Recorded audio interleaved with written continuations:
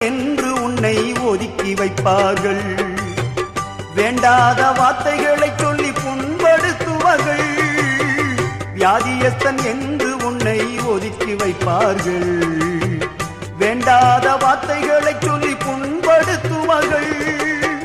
வாழ்வதா சாவதா என்று நீ அழுது புலம்பிடுவாய். வாழ்வதா சாவதா என்று நீ அழுது புலம்பிடுவாய்.